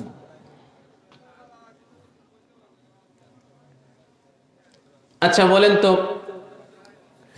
আল্লাহ পাকের ইচ্ছায় কাবা ঘরে কোনো অপবিত্র কাজ হতে পারে? কি মনে হয় আপনাদের? আল্লাহর ঘরে আল্লাহর ইচ্ছায়, আল্লাহর তত্ত্বাবধানে কোনো অপবিত্র কাজ হওয়া সম্ভব? আল্লাহ পাকের পক্ষে না নাপাকের পক্ষে? আল্লাহ পাক না নাপাক? আস্তাগফিরুল্লাহ। আল্লাহ মহান, পুত পবিত্র। আল্লাহ পাক পবিত্রতাকে পছন্দ করেন, ইচ্ছা করেন। তাহলে আমাদের জন্ম তো নাপাক। জন্ম মানে আমরা জানি কি? নাপাক। তাহলে আল্লাহর ইচ্ছায় তো কখনো কাবা ঘরের ভিতরে কোনো নাপাকি কাজ হতে পারে না। বাস এখানেই বুঝলেন যে মাওলা আলীর পবিত্র, উনার জন্ম কত পবিত্র, উনার জন্মও কত পবিত্র। তাহলে বুঝলেন যে কাবা ঘর স্বয়ং আল্লাহর ঘরের মধ্যে, জমিনের বুকে যে একমাত্র ঘর আল্লাহ, সেই ঘরে ওনার জন্ম। তাহলে কত পুত পবিত্র ওনার জন্ম। আচ্ছা ভাই, মক্কা শরীফে মৌলা আলী আলাইহিস সালামের ওনার আব্বাজান খাজা আবু তালিব আলাইহিস সালাম, ওনার ঘর ছিল না? বলেন ছিল কি না? তো ওনার আম্মাজান যখন কাবা শরীফ তাওয়াফ করতে আসলেন ওই সময় 13ই রজব, এই রজব মাসের 13 তারিখে, হিজরতের 23 বছর পূর্বে, নবী পাকের হিজরতের 23 বছর পূর্বে এই ঘটনা। তো ওনার আম্মাজান কাবা ঘর তাওয়াফ করতে আসছেন, মাওলা আলী আলাইহিস সালামের আম্মাজান কাবা ঘর তাওয়াফ করতে আসছেন। সেই সময় ওনার এই মাওলা ওনার সন্তানকে জন্ম দেওয়ার আলামত উনি অনুভব করতে লাগলেন। তো এই কাবা ঘরের মালিক খোদাওয়ান কুদ্দুস মাওলাকে ডাকলেন। তো খোদার পক্ষ থেকে গায়েবী আওয়াজ আসলো কাবা ঘরের ভিতরে ঢুকে যাওয়ার জন্য। কেন এই আওয়াজটাও তো আসতে পারতো যে হে ফাতেমা বিনতে আসাদ, ওনার আম্মার নাম ছিল ফাতেমা, হে ফাতেমা তুমি তোমার ঘরে চলে যাও, তুমি দ্রুত তোমার ঘরে চলে যাও, তোমার সন্তান প্রসবের টাইম হয়ে গেছে, তুমি দ্রুত তোমার ঘরে চলে যাও, আমার ঘর ছেড়ে তুমি দ্রুত তোমার ঘরে চলে যাও। আল্লাহ পাক থেকে এই গায়েব আসতে পারতো না? বলেন পারতো কি পারতো না? যেমন মারিয়াম আলাইহিস সালাম, ঈসা আলাইহিস সালামের আম্মা, একজন নবীর আম্মা, একজন শ্রেষ্ঠ আসমানি কিতাব প্রাপ্ত রসুলের আম্মা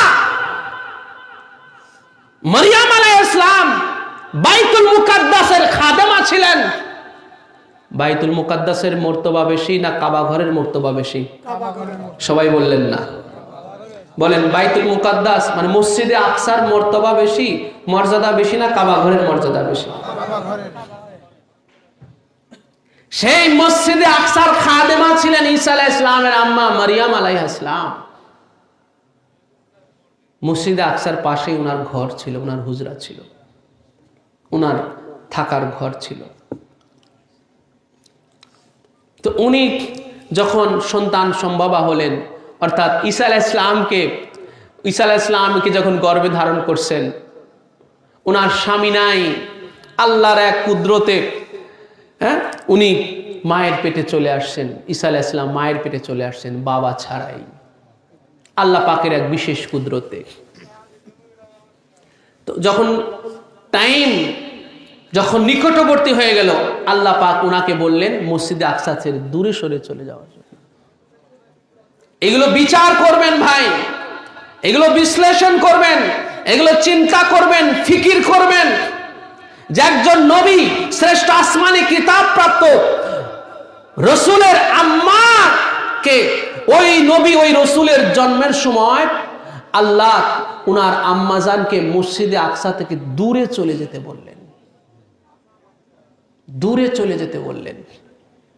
আর ওই মসজিদে আকসা থেকেও শ্রেষ্ঠ মাওলা আলী আলাইহিস সালামের আম্মাকে আল্লাহ পাক ওই কাবা ঘরের ভিতরে চলে যেতে বললেন। এখানেই বুঝলেন যে ব্যাপারটা কি। তাহলে কাবা ঘরের দেয়াল ফেটে গেল। দেয়াল কি হলো বলেন? দেয়াল ফেটে গেল। আজও সেই ফাটা দাগ আছে, আছে কি নাই বলেন? আজও সেই ফাটা দাগ আছে। ওই দাগ মিশিয়ে দেওয়ার জন্য অনেক চেষ্টা করা হয়েছে, অনেক বড় বড় রাজমিস্ত্রি নিয়ে আনা হয়েছে, যুগের শ্রেষ্ঠ শ্রেষ্ঠ রাজমিস্ত্রিদের আনা হয়েছে ওই দাগটাকে মিশিয়ে দেওয়ার জন্য, পারে নাই।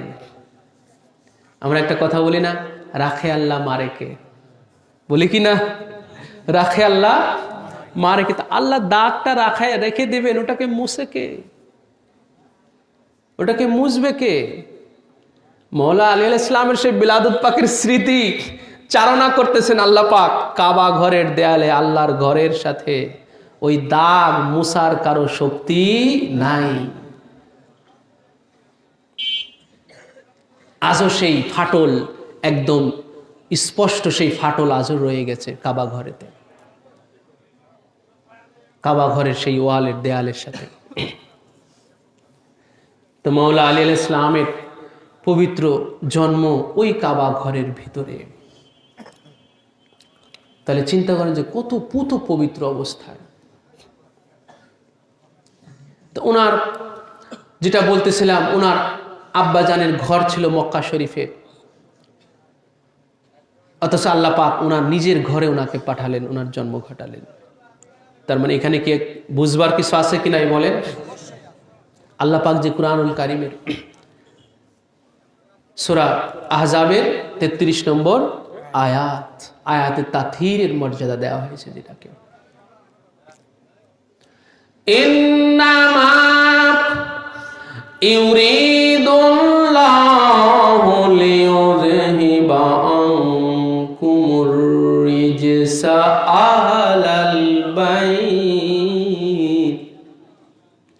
আহলাল বাইতি ওয়া ইউতাহিরাকুম তাতহীরা। আল্লাহ পাক শুধু এটাই ইচ্ছা করেন, হে আহলে বাইত, আপনাদের থেকে নাপাকিকে দূরে রাখতে এবং আপনাদেরকে পবিত্র থেকে পবিত্রতম করতে। এই দেখেন কাবা ঘরে কেন ওনার আম্মাকে ডেকে নেওয়া হলো ভাই?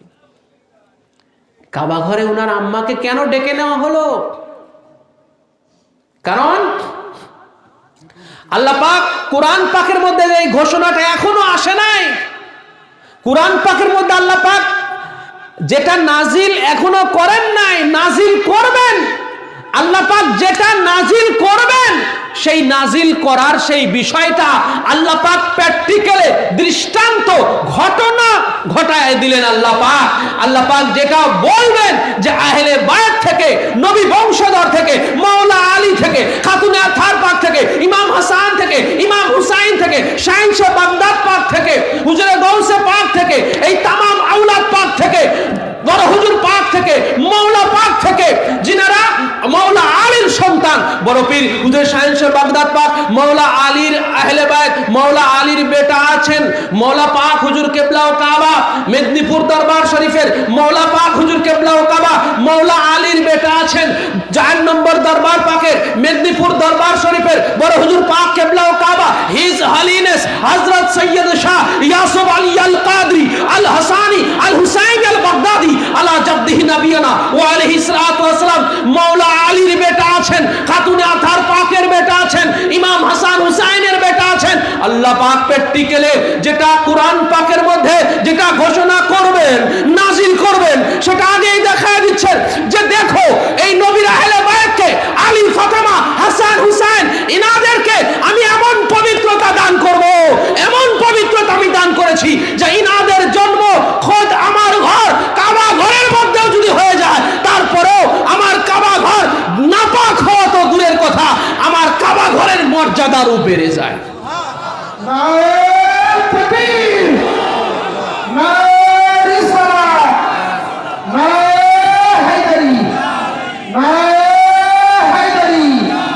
আল্লাহ পাক মাওলা আলী আলাইহিস সালাতু ওয়াস সালামকে কাবা ঘরে এই জন্য পাঠালেন, এগুলো বুঝার জন্য যে আহলে বায়ত কত পাক পবিত্র, ওনাদেরকে কোনো নাপাকি স্পর্শ করতে পারে না, নাপাকি ওনাদের ধারে চাপতে পারে না। এই জন্য আল্লাহ পাক প্র্যাকটিক্যালি কাবা ঘরের মধ্যে আহলে বায়তকে পাঠালেন বুঝার জন্য, ফিকির করার, চিন্তা করার জন্য, অনুধাবন করার জন্য। তো ভাই, আমাদের এলাকায় তো অনেক হাজী সাহেব আছেন, আছে কি নাই বলেন? প্রত্যেক এলাকায় তো হাজী সাহেব কম বেশি আছে কি নাই? বড় হজের হাজিও আছে, উমরা হজের হাজিও আছে। আপনাদের এলাকায় যত হাজি আছে হজ করে আসে, লক্ষ লক্ষ টাকা খরচ করে কাফনের কাপড় পরে, সাদা কাপড়, সেলাইবিহীন কাপড় পরে হজ করে আসে। কারো একটু কাবা ঘরের ভিতরে ঢোকার সুযোগ পায় বলেন? সম্ভব হয়? কত হাজি কাবা ঘরের ধারেই চাপতে পারে না, আছে কি নাই বলেন? কত হাজি কাবা ঘরের ধারেই চাপতে পারে না, দূর থেকেই সালাম ভক্তি করে চলে আসা লাগে। কাবা ঘরের ভিতরে ঢোকা তো দূরের কথা। কোনো হাজি যদি কাবা ঘরের ভিতরে ঢোকার সুযোগ পেত, এলাকায় আসলে তো মনে করেন তার পা তো মাটিতেই পড়তো না, ঠিক কিনা বলেন? সবাই তাকে এত কদর করত যে আরে হজ করেছে, কাবা ঘরের ভিতর থেকে ঘুরে এসেছে অমুক হাজি। মানুষ তার কাছে ভিড় জমাতো, ঠিক কিনা বলেন? কাবা ঘরের ভিতরে যদি কেউ ঢুকতে পারতো। আমার আপনার গর্ভধারিণী মা আমাকে আপনাকে জন্ম দেওয়ার পরে 40 দিন কাবাঘর তো দূরের কথা ভাই, এই যে সাধারণ মসজিদ, আমাদের এলাকায় যে সাধারণ মসজিদ আছে, এই মসজিদের ভিতরেই 40 দিন প্রবেশ করা হারাম। সন্তান প্রসবের পরে কোনো মা 40 দিন মসজিদে প্রবেশ করতে পারবে না। মসজিদের আশপাশে আঙ্গিনাতে যাওয়াও আদবের খেলাফ, একদম ডাইরেক্ট। এটা ফিকহের মাসালা, শরিয়াতের মাসালা। এটা কোনো তরিকার কথা না, একদম শরিয়াতের মাসালা। 40 দিন নামাজ পড়তে পারবে না, 40 দিন কোনো রোজা রাখতে পারবে না, 40 দিন কোরআন তেলাওয়াত করতে পারবে না। এত বড় নিষেধাজ্ঞা তার উপরে।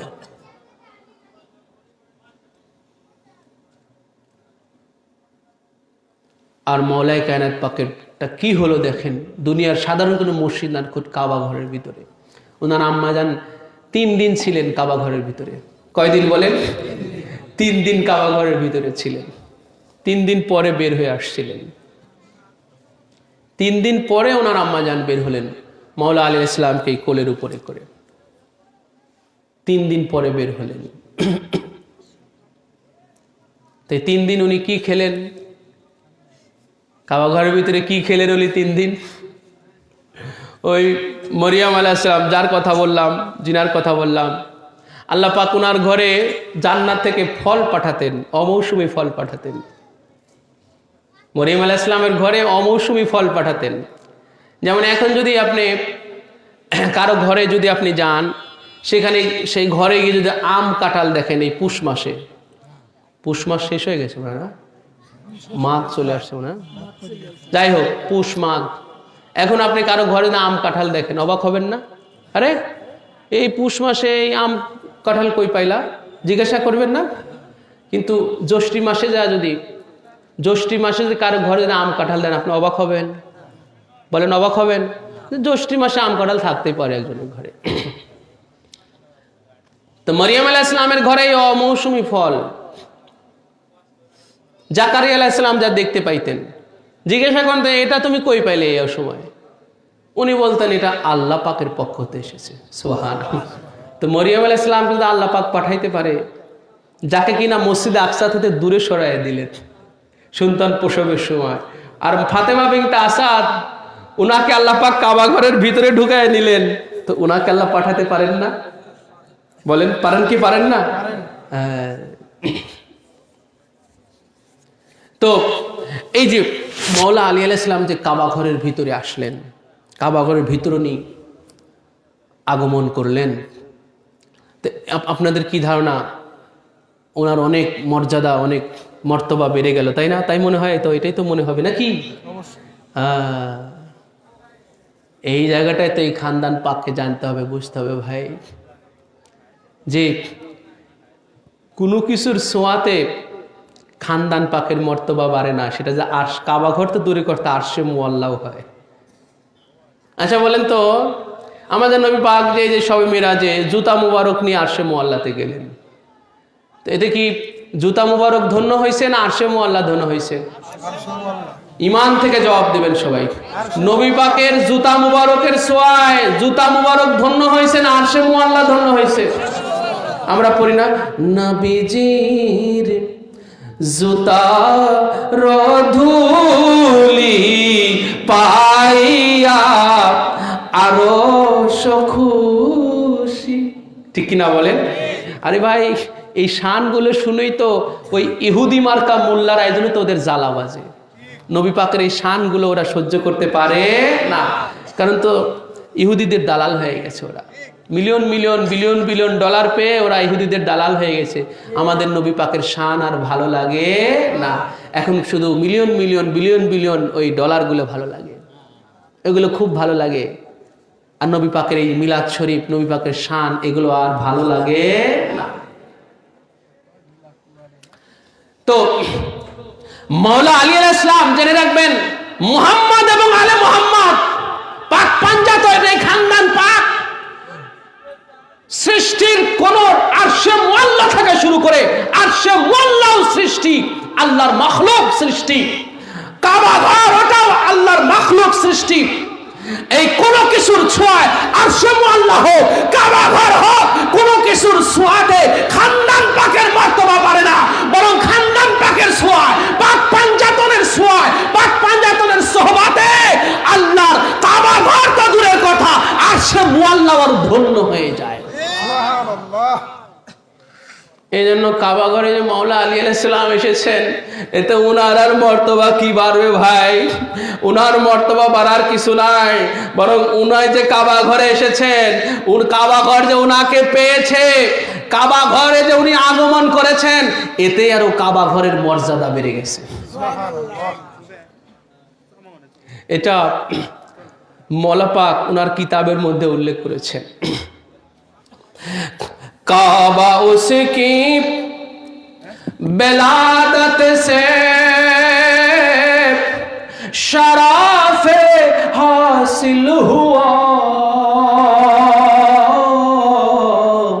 देखो अहदे बोतरा बो रोज़गारे बोतरा। काबा उसकी बिलादत से शराफे हासिल, শরাফ মানে হচ্ছে মর্যাদা। উনার বিলাদত পাকে কাবা ঘর আরো শারাফাত মানে মর্যাদা লাভ করেছে। সুবহানাল্লাহ, স্বয়ং কাবা ঘর আরো মর্যাদা লাভ করেছে। এই জন্য ভাই খানদান পাকের এই শান পাক, এই মর্তবাগুলো আমাদের জানতে হবে, বুঝতে হবে। যেই মাওলা আলী আলাইহিস সালাম এই দুনিয়াতে আসার পরে মাত্র 2.5 থেকে 3 বছর পর থেকেই নবী পাকের সাথে হয়ে গেলেন, নবী পাকের দায়িত্বে চলে গেলেন। 2.5 থেকে 3 বছরের পরে থেকে মাওলা আলী আলাইহিস সালাম ওনার আব্বাজানের সাথে, ওনার আব্বাজানের দায়িত্বে আর ছিলেন না, রসুল পাকের দায়িত্বে। সুবহানাল্লাহ। দেখেন, যিনি এই যে রসুল পাক সাল্লাল্লাহু আলাইহি সাল্লামের যিনি জান, যিনি রসুল পাকের জান, যিনি মাওলা আলী আলাইহিস সালাম, উনি ওনার জানকে ওই ছোট্টবেলা থেকেই নিজের সঙ্গী করে, নিজের সাথী করে নিলেন, নিজেরই সাথী করে নিলেন। উস্তাদ আসতেছে, চেয়ারটা একটু ছেড়ে দিব। এই জন্য মাওলা আলী আলাইহিস সালাম উনি একখানা বাণী পেশ করেছেন, যেটা বলেই আমি শেষ করব। আন আমর ইবনে ইবাদ ইবনে আব্দুল্লাহ قال قال علي انا عبد الله واخو رسول الله وانا صديق الاكبر لا يقولها بعدي الا كاذب আমান্তু ক্বাবলা নাস 7 সিনিন। ইমাম নাসাই রহমতুল্লাহি আলাইহি ওনার খাসায়েসে আমিরুল মুমিনিন আলী ইবনে আবি তালিব আলাইহিস সালাতু ওয়াস সালাম এই কিতাবের মধ্যে মাওলা আলীর এই বাণীটা পেশ করেছেন। এবং সিয়াসিত্তার অন্যতম গ্রন্থ সুনানে ইবনে মাজা সিয়াসিত্তা, যেটা দাওরা ক্লাসে পড়ানো হয়, দাওরা ক্লাসে যেই সিয়াসিত্তা পড়ানো হয় এবং কামিল ক্লাসের হাদিস গ্রুপে যে সিয়াসিত্তা পড়ানো হয়, ইবনে মাজা শরীফ সিয়াসিত্তার একখানা কিতাব, 6 খানার একখানা হচ্ছে ইবনে মাজা। সেই ইবনে মাজা শরীফের প্রথম খণ্ডের 12 পৃষ্ঠার মধ্যে এই হাদিস শরীফখানা আছে। ইবনে মাজার প্রথম খণ্ডের 12 পৃষ্ঠার মধ্যে এই হাদিস শরীফখানা। এবং খাসায়েসে আমিরুল মুমিনিন মাওলা আলী আলাইহিস সালাম ইমাম নাসাই মাওলা আলীর জীবনী পাকের উপরে যে কিতাবখানা লিখেছেন, সেই কিতাবেরও 3 পৃষ্ঠার মধ্যে এই হাদিস শরীফখানা আছে। মাওলা আলী আলাইহিস সালাম ইরশাদ করেছেন যে আনা আব্দুল্লাহ, আমি হলাম আল্লাহর খাস বান্দা। এই যে আব্দুল্লাহর একটা সাংঘাতিক একটা ব্যাখ্যা আছে, জেনে রাখবেন। আমরা আব্দুল্লাহ, রসুল পাকও আব্দুল্লাহ, মাওলা আলীও আব্দুল্লাহ, কিন্তু ফার ডিফারেন্স। উসুলে ফিকাতে আমরা পড়েছি হাকিকত আর হলো মাজাজ। উসুলে ফিকার একটা পরিভাষা আছে, হাকিকত আর হলো মাজাজ। হাকিকত হলো কোনো ব্যক্তি বা বস্তু, কোনো বিষয়ের আসল পরিচিতি, আসল প্রকৃত অবস্থা। আর মাজাজ হলো রূপক, রূপক অবস্থা, এটা হলো মাজাজ, রূপক অবস্থা। যেমন আমি আপনি ঘরের মালিক, বাড়ির মালিক, জমির মালিক, ব্যাংক ব্যালেন্সের মালিক, এটার মালিক, ওটার মালিক, এটা হলো মাজাজ, এটা মাজাজ, রূপক অর্থে আমি আপনি মালিক। হাকিকতান মালিক কে বলেন? হাকিকতান মালিক হলো আল্লাহ, আর আমি আপনি হলো রূপকী মাজাজ, মাজাজি মালিক বলে এটাকে। রূপক অর্থে আমি আপনি মালিক। এই জন্য আমি আপনিও আব্দুল্লাহ হই, আমি আপনিও আব্দুল্লাহ হই। এই যে আমি আপনি আব্দুল্লাহ মানে আল্লাহর বান্দা। তা আমি আপনি যখন আব্দুল্লাহ, আমি আপনি এটা হলো মাজাজি, এটা রূপক। হাকিকতান আব্দুল্লাহ হলো মুহাম্মাদুর রাসূলুল্লাহ, বলুন সুবহানাল্লাহ। হাকিকতান আব্দুল্লাহ হচ্ছে মাওলা আলী, হাকিকতান আব্দুল্লাহ হচ্ছে আব্দুল কাদের জিলানী, বলুন সুবহানাল্লাহ। আব্দুল কাদের, ওই যে কাদেরের বান্দা, ওনারাই প্রকৃত, ওনারাই হাকিকতান, ওনারাই হলো আব্দুল্লাহ। যেটা আল্লাহ পাক সূরা বনী ইসরাইলের ওই যে মিরাজ শরীফের ঘটনা বর্ণনা করতে গিয়ে আল্লাহ পাক যেটা ইরশাদ ফরমালেন, সুবহানাল্লাযী আসরা বিআবদিহি। এই আবদিহি আব্দুল্লাহ একই, যার বান্দাকে, সেই মহান খোদাবান কুদ্দুস যিনি তার বান্দাকে রাত্রি ভ্রমণ করালেন, রাত্রিতে ভ্রমণ করালেন তার বান্দাকে। আল্লাহ পাক তার বান্দাকে, এই যে নবী পাক, উনি নবী পাকই হচ্ছে আল্লাহর হাকিকতান বান্দা। এই যে মাওলা আলী ইসলাম যে বললেন আনা আব্দুল্লাহ, এই যে মাওলা আলী হাকিকতান হচ্ছে আব্দুল্লাহ, ওয়া আখু রাসূলুল্লাহ, এবং আমি রাসূলুল্লাহর ভাই। ওয়ানা সিদ্দিকুল আকবর, আমি হলাম সিদ্দিকে আকবর। সিদ্দিক অনেকে থাকতে পারে, সিদ্দিকে আকবর মাওলা আলী কেবল জেনে রাখবেন। সিদ্দিক অনেকে থাকতে পারে, অনেকেই সিদ্দিকে আকবর, সিদ্দিকে হতে পারে, কিন্তু সিদ্দিকে আকবর মানে মহান সিদ্দিক, সবসে বড়া সিদ্দিক মৌলা আলী। সবসে বড়া সিদ্দিক কে বলেন? মৌলা আলী। কেন? যে লা ইয়াকুলুহা বাদি ইল্লা কাযিবুন, আমার পরে যে এটা বলবে না সে হলো মিথ্যাবাদী। সে কি বলেন? মিথ্যাবাদী। যে মৌলা আলীকে যে সিদ্দিকে আকবর বলবে না সে হলো মিথ্যাবাদী। আমানতু ক্বাবলা নাস, আমি সমস্ত মানুষের পূর্বে আমি ঈমান আনয়ন করেছি। সাবা সিনিন, আমার উমর মুবারক তখন মাত্র 7 বছর। ওই যে সাফা পাহাড়ে রাসূল পাক সাল্লাল্লাহু তাআলা আলাইহি ওয়া সাল্লাম যখন সর্বপ্রথম মক্কাবাসীদেরকে ডেকে লা ইলাহা ইল্লাল্লাহ মুহাম্মাদুর রাসূলুল্লাহ ঘোষণা দিয়েছিলেন, সেই জায়গায় সর্বপ্রথম ওই কালেমা শরীফের গাওয়াহি দিয়েছিলেন 7 বছরের বালক মাওলা আলী। ঠিক কিনা বলেন? এই জন্য মাওলা আলী বলেছেন যে আমানতু ক্বাবলা নাস, আমি সমস্ত মানব জাতির, সমস্ত মানুষের পূর্বে আমি ঈমানের গাওয়াহি দিয়েছি, ঈমানের সাক্ষ্য প্রদান করেছি। আমি সর্বপ্রথম সমস্ত মানুষের পূর্বে, যখন আমার বয়স ছিল মাত্র 7 বছর। কয় বছর বলেন? 7 বছর। এই জন্য এগুলো অনেক হাকিকতের ঘটনা, হাকিকতের দৃষ্টান্ত, হাকিকতের কথা। যে দেখেন রিসালাতের গাওয়াহি দিলেন সর্বপ্রথম বেলায়েত। মাওলা আলী কি বেলায়েত পানা, রাসূল পাক হচ্ছেন রিসালাত পানা, আর মাওলা আলী হচ্ছেন বেলায়েত পানা। বেলায়েত পানা, তো এই রিসালাত সর্বপ্রথম স্বীকৃত হলো বেলায়েত থেকে। কি থেকে বলেন? বেলায়েত। মাওলা আলী থেকে সর্বপ্রথম রিসালাতের স্বীকৃতি পেল। জিয়া রাসূলুল্লাহ, আমি সাক্ষ্য দিচ্ছি, সমস্ত মক্কাবাসী যখন ফিরে চলে গেল, সেখানে মাওলা আলী আলাইহিস সালাম কেবল দাঁড়িয়ে বলেন আশহাদু আল্লা ইলাহা ইল্লাল্লাহ ওয়া আন্নাকা রাসূলুল্লাহ। মাওলা আলী 7 বছরের বালক গাওয়াহি দিলেন। তো ভাই এগুলো সাধারণভাবে আপনার বাহ্যিকভাবে চিন্তা করলে সাধারণ ঘটনা মনে হবে, কিন্তু যদি অন্তর্নিহিত দৃষ্টি দিয়ে যদি এগুলো চিন্তা করা হয়, যে সমস্ত মক্কাবাসীরা নবী পাকের এই কালেমা শরীফের সর্বপ্রথম কোনো সাড়া দিল না, মাওলা আলী আলাইহিস সালাম কেবলমাত্র 7 বছরের বালক। আল্লাহ পাক তো এগুলোই দেখালেন যে রাসূলুল্লাহ আপনি দেখেন যে আপনার রিসালাতের গাওয়াহি আমি সর্বপ্রথম বেলায়েত দিয়ে দেওয়ালাম, মাওলা আলীকে দিয়ে দেওয়ালাম। এই জন্য ভাই পাক পাঞ্জাতনের এই শান মোবারক, এগুলোই আমাদের আত্মার খোরাক। ওনাদের প্রতি আদব, এটাই আমাদের ঈমান। ওনাদের প্রতি আদব রক্ষা করা, ওনাদের প্রতি মহব্বত প্রদর্শন করা, এগুলো হলে আমাদের ঈমান। জেনে রাখবেন ওনাদের নামে যেখানে যেটা আছে জেনে রাখবেন। ওনাদের নামে যেখানে ইমামবাড়া শরীফ আছে, ওনাদের যেখানে খানকা পাক আছে, হ্যাঁ, এই যে চলনাতে ওনাদের নাম পাকে মসজিদও হলো, খানকা পাকও হলো। এই কুড়িপাড়া আপনাদের এই জমিনে ওনাদের নাম পাকে একখানা মসজিদও আছে, মসজিদে কাদেরিয়া, তাই না? মসজিদে কাদেরিয়া না? মসজিদে কাদরিয়া। কাদরিয়া, এই কাদরিয়া বলতে আপনি কি বোঝেন? মসজিদ তো বুঝলেন, এই কাদরিয়া কি বুঝলেন? এই কাদরিয়া বলতে কাকে বোঝানো হচ্ছে? হুজুর শাহ বাগদাদ আব্দুল কাদের জিলানী আল হাসানী আল হাসান, ওনার নাম হচ্ছে আব্দুল কাদের, সেই কাদের থেকে কাদেরিয়া। গৌসে পাকের মসজিদ, গৌসে পাকের মসজিদ।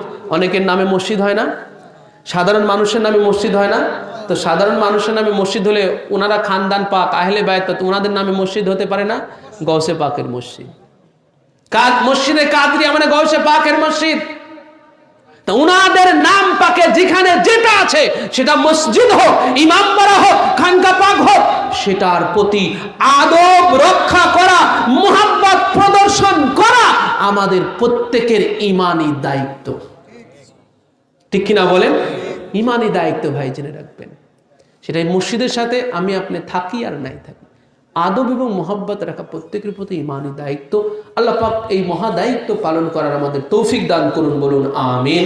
ওয়া মা আলাইনা ইল্লাল বালাগ। আসসালামু আলাইকুম ওয়া রাহমাতুল্লাহি ওয়া বারাকাতুহু। আলহামদুলিল্লাহ।